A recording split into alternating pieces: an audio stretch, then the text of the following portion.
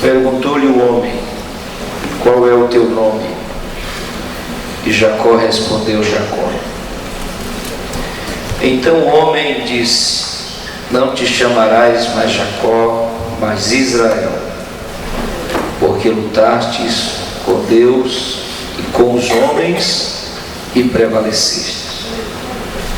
Perguntou-lhe Jacó: dize-me, peço-te o teu nome. Mas o homem lhe respondeu: por que perguntas pelo meu nome? E ali o abençoou. Jacó chamou aquele lugar, lembre que aquele lugar era o Val do Jaboque, mas Jacó chamou aquele lugar Peniel, pois disse: vi a Deus face a face e a minha vida foi poupada. Repita comigo: vi a Deus face a face e a minha vida foi poupada.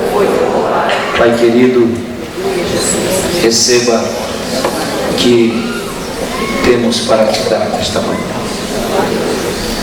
Mediante esse ambiente de unção, de quebrantamento, vamos verbalizar um pouco a tua palavra, que é viva e eficaz.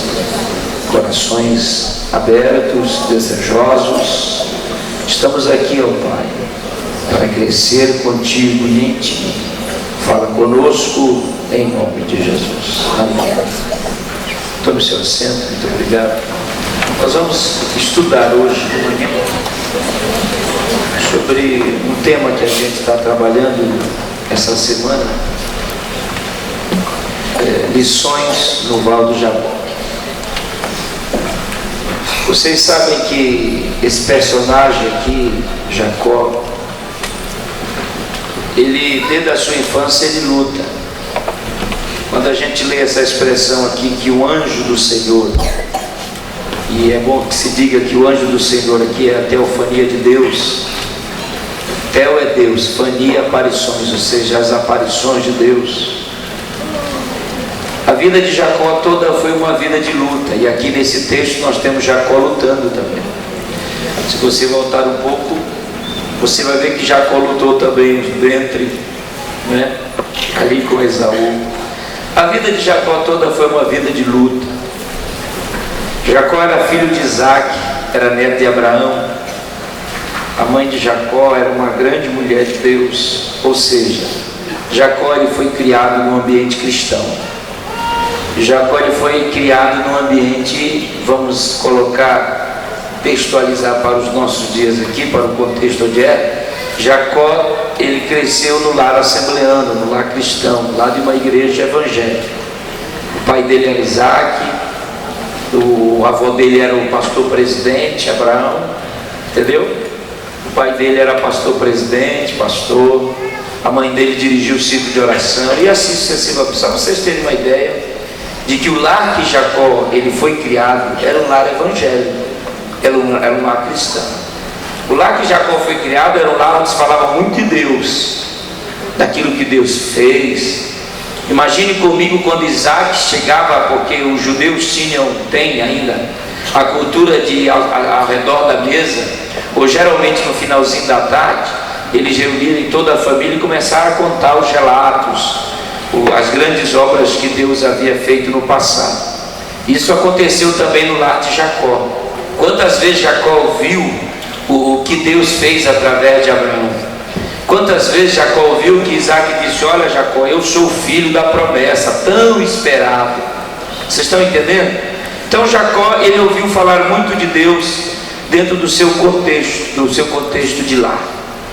E essa semana eu, estudando um pouco a palavra, pois a gente vive sempre, a gente está ali no Ibadetrim, ali em Uberlândia, nós trabalhamos ali na parte pedagógica do seminário, estamos ali trabalhando já há quase 4 anos. E pensando em vocês, principalmente nessa manhã, eu quero só trazer para vocês o que aconteceu no Val do Jaboque que mudaria por completo a vida de Jacó. Jacó, ele, depois que recebeu a bênção, disfarçado de Esaú, entendeu? Disfarçado de Esaú, ele foi embora para as regiões do seu tio, e ali Jacó passou longos 20 anos sem ver o seu pai e seu irmão, e sem saber notícia dos mesmos. É interessante que Jacó foi muito abençoado, porque aonde Jacó chegava, ele fazia algumas orações. Aquela oração que eu falei ontem para vocês: se tu fores comigo, se tu me abençoares, eu te darei o dízimo. E Jacó foi abençoado ali na terra do seu tio Labão. Mas chegou um dia que Jacó tinha que encontrar com a realidade da sua vida, porque havia um passado que Jacó tinha deixado, e esse passado não estava resolvido. Eu, longe de mim pensar aqui em trazer coisas do passado. Eu acredito que quem está em Cristo, nova criatura é. Mas no contexto da Bíblia, no contexto de Jacó, ele tinha um passado para resolver, porque ele saiu fugido da sua casa, ele saiu fugido do seu pai, ele enganou seu pai, ele enganou seu irmão, ele conseguiu a bênção, primeira bênção do filho, a bênção da primogenitura, e agora ele tinha algo para resolver. E ele sabia que ele tinha algo para resolver, que depois de 20 anos, alguém chega ao seu ouvido e diz assim: Jacó, o teu irmão Esaú está vindo aí. Veja que Jacó, ele fica totalmente fora de um contexto normal. Por quê? Porque tudo caminhava perfeitamente na vida de Jacó, tudo aflorava-se perfeitamente na vida de Jacó, tudo caminhava perfeitamente para um fim, para um final feliz. Mas quando ele soube que o seu irmão Esaú, flecheiro, guerreiro, vinha com um bando, vinha com homens maus, ele começa agora a refletir o seu passado. Ele começa a ver que havia algo que ele deveria fazer. Ele deveria ter um encontro antes de Jacó, com Esaú. Ele precisava encontrar-se com alguém. E a Bíblia é clara em dizer que no dia antes, Jacó pega toda a sua família, todos os seus filhos, todas as suas esposas. Aí eu fui questionado uma vez: pastor Carvalho, por que os homens da Bíblia tinham tantas esposas e nós não podemos ter? É bom que se diga aqui, porque tem uma ideia aí na Assembleia de Deus que estão até querendo liberar o divórcio com a incompatibilidade para casar com a outra, tá? E eu quero dizer que eu vou falar algumas coisas disso aqui hoje à noite também, porque esse negócio é errado. Tem que casar, ficar casadinho até que a morte separe ou que o arrebatamento chegue. Ah, eu vou separar porque é incompatibilidade. Não, para de falar bobagem. Eu te digo outra coisa: se você quer, você já está de olho na outra pessoa. Eu não sou de meio termo, irmão. Quem me convida sabe, eu não tenho muito medo de dizer certas coisas. Mas deixa para de noite, quando o povão estiver aí. Hoje é só uma palavra calma, não vou suar hoje. Light. E Jacó tinha que ir. E a Bíblia diz que ele atravessa o val. O que significa a palavra val? Val é um termo usado muito na geografia, de algo que se dá para passar ou a pé ou a cavalo, tá? É por isso que a Bíblia diz que ele atravessa com as suas esposas. Vale a pena aqui de lembrar, eu falei e passei por cima do mesmo. Quando a Bíblia fala de Abraão ter várias esposas, servas e coabitar com as mesmas, você sabe que existiu uma lei chamada Código de Hammurabi ou um código chamado Itica. Naquele tempo funcionavam esses dois códigos, ou seja, era permitido o senhor, o dono da casa, o chefe, o maioral, coabitar e ter várias esposas, desde que ele sustentasse as várias esposas e os filhos. Isso está inserido no Código de Hammurabi, 320 leis aproximadamente. Hammurabi criou esse código, sabe por quê? Para facilitar, porque naquela época os senhores começavam a casar e explorar as suas servas e jogavam fora. Então Hammurabi fez esse código para preservar os filhos e essas esposas. É por isso que a Bíblia vai falar que quando Abraão mandou Agar embora, a Bíblia vai dizer assim, Gênesis 21, Abraão achou penoso. Por que penoso? Se a gente for fazer uma exegese da palavra penoso, está inserido dentro do Código de Hammurabi. Por quê? E o Código indica, por quê? Que ele sabia que ele tinha que sustentá-la até o final da vida. Mas agora é uma outra questão, que Deus estava querendo fazer algo diferente na vida de Ismael. Então a Bíblia diz que Jacó atravessa, vai ao val, e ali no val do Jaboque 3 coisas vão acontecer. Você quer anotar? Anote aí.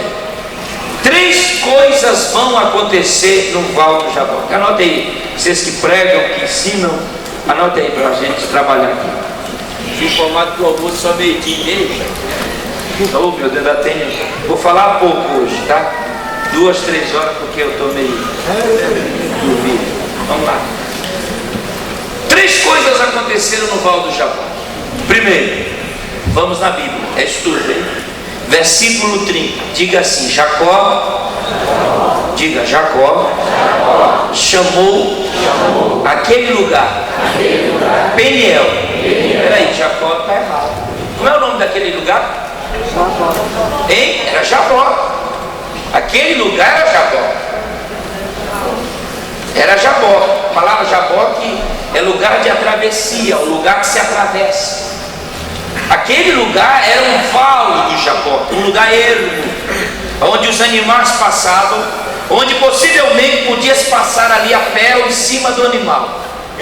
Mas quando ele tem um encontro com o anjo de Deus, e eu volto a repetir que essa palavra anjo do Senhor, ela foge o contexto desses anjos que muitas pessoas estão querendo inserir dentro do nosso contexto aqui.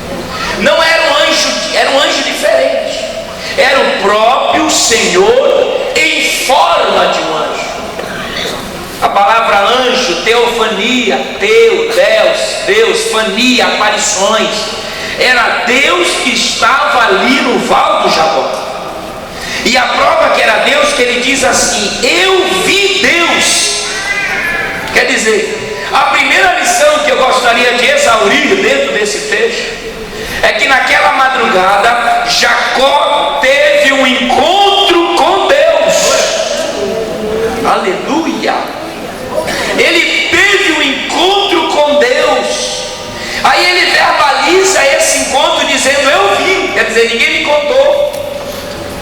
Eu não apenas ouvi, mas agora eu vi Deus. Eu vi o Senhor. A primeira lição, amados, é que no val do Jaboque, naquela madrugada, Jacó encontra-se com Deus. Lembra que eu comecei dizendo que Jacó foi crescendo no ambiente familiar? Vocês lembram que eu verbalizei aqui que Jacó cresceu no ambiente evangélico? Então Deus era o nome que mais se falava na casa de Jacó. Deus era o nome que se mais verbalizava na casa de Jacó. Mas naquela madrugada Jacó, ele sai de uma esfera, e é essa esfera que eu gostaria de chamar a atenção de vocês. Jacó, ele conhecia Deus apenas de ouvir falar. O seu pai falando, o seu pai contando as notícias dos prodígios de Abraão. Jacó, ele ouviu muito, mas a intimidade de Jacó era mínima com Deus, ou quase nada. Era tão pequena a intimidade de Jacó, que a única intimidade que ele tinha com Deus era a intimidade do Dalai, pede, né? Toma lá da cá. Era a única intimidade. Se tu fores comigo, se tu me abençoares, se tu abrires a porta, se tu me deres calçar, roupa, eu te darei. Quer dizer, a única intimidade que Jacó tinha era a base da troca com Deus. Mas naquela madrugada, Jacó, ele passa a ter um encontro profundo com Deus. Oh, aleluia. Ele passa a vivenciar o Deus de seu pai Isaac. Ele passa a conhecer o Deus de seu avô Abraão. Aí ele diz: esse lugar aqui não é mais Jaboque, não é lugar mais de travessia. Esse lugar aqui é lugar de encontro. Esse lugar aqui é Peniel, porque eu vi o Senhor. Amados, nós estamos indo para o céu, eu acredito. Eu acredito nisso. Eu acredito que o crente, o alvo é ir do céu. Mas deixa-me dizer o que Deus está mandando. Quantos crentes que não conhecem a Deus?